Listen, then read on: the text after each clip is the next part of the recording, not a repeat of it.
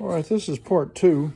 I went ahead and cut some new pull cord off of my spool. You may have to, go to Home Depot or Lowe's and buy a little kit, but I have a big spool of this stuff since I work on mowers all the time. This is probably about 9 feet. That's the way I measure it. Is I put a couple of turns on my index finger and middle finger to hold it, and then I hold it up as far as I can reach with my hand above my head. I got my feet flat on the ground. I'm 6 feet tall, and it is just barely dragging the ground, so it's probably about 9 feet. So I've got my pull cord ready to install. When I bought this mower, this little piece here was just laying on the ground, so this is what he used to have on there. This is not original equipment, and so I'm going to set that aside because I work on mowers so much that I've got I'm going to put a Briggs pull cord handle on here. I actually had it in my hand. I don't know where I set it down now. Where did I put that thing?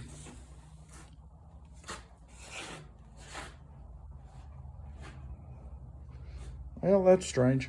All right, I'll just go grab another one. Let's walk over there. There's my collection of pull cord handles. Let me make sure I'm getting an original Briggs. There's one. It says right there. There's your little diamond. A famous Briggs and Stratton. I don't know if you can see that or not, but that's original equipment. All right. I don't know where I set that other one down. So let's set this in the holster, and we're gonna install this pull cord on this thing. There it is. There's the original one. It's in my hand. So I'll use one of them. So let's go ahead and install the handle. So what you do with this, you've got to look at the you look inside here, and this opening here is a semicircle, and it is smaller than the opening on this side. That's a little bigger. That's kind of closed off. I know you probably can't see that, but that opening there is a little smaller than that one. And so what's going to happen is I'm going to push this cord in here, and I'm going to pull the cord out the larger opening. And that's because I want that knot that I'm going to put in it to go in that little depression where it's going to sit. And that side is going to keep it from, it's going to help keep that in place. So I'm going to grab this with my fingers and try to put a little bit of a curve in it, and then have me some needle nose pliers ready to grab it as it comes out. Okay, so you're going to come in like this and slip it in that way, and hopefully it'll start to turn because I pre-curved it. And if it doesn't, then I'll just start maybe poking it with a piece of wire or something to make that turn, because it's got to turn towards me. And right now it is not wanting to turn. So let me get just a long piece of wire, stiff wire, that I can stick down there and force it to make that turn. This little L shape might help me, so let me put that in there and see if that'll fit in there. All right, so that may have helped get it started.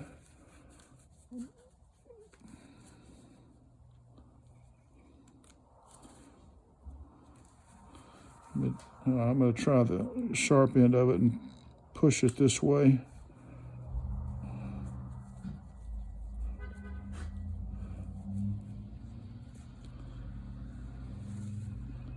I'm looking at it again.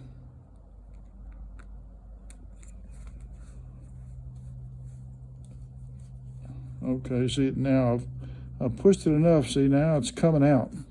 So I've got it out, and now I can tie a knot in it. Just a simple little granny knot with maybe a 1/2 inch tail on the end, not too much more than that, otherwise it'll hang out the side of the handle, and you don't want to do that. You want it to be nice and tucked in there, okay?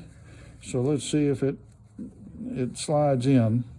Got a little bit of it showing, but I think if I poke the knot down into that little depression, that maybe it'll sit in there a little bit better. Okay, so there. That's not too bad. So we got the knot in there. We got this end of it done, and now we have to put it in the rewinder. So you grab this, and now I did this off camera, but I did take the needle nose pliers off, and then still under spring tension, I put another couple of turns on there until it wouldn't turn anymore, and then I backed off until you can see the little where the knot would be, which is right there, and it's lined up with the hole where it's got to come, where the pull cord comes out. Okay, so now I've got that all lined up. So now what I can do is I can come in with this, and I go into this opening, and then I want it to come out the opening on the pulley wheel. Let me see if I can do a little better with this. So I can see where the cord's going to come out right there, and I want to try and push this up in there and get it to go right in that little hole, which it just did. Can you see that? So now it's in there. So I'm going to grab that end with some needle nose pliers and pull it out like that. Okay, and so now it's held in place. All that spring tension is held in place with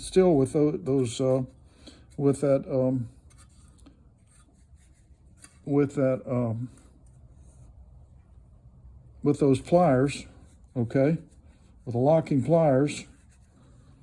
And so now I'm going to set this down and do the same thing on this end that I did with the handle, which is to put a simple granny knot in there with about a 1/2 inch tail on it. You don't want much more than that, because you want it to sit down in that little pocket right there without a tail hanging out, okay? So it's right there. And what I like to do is turn it over so the tail is down. I find that a little easier to kind of tuck it in if I do that. See that now? It's all tucked in. So I'm going to grab this, wrap it around my hand a couple of times, and now I'm going to remove the locking pliers. So here we go. So that's off, and now the spring will just suck that rope back in there.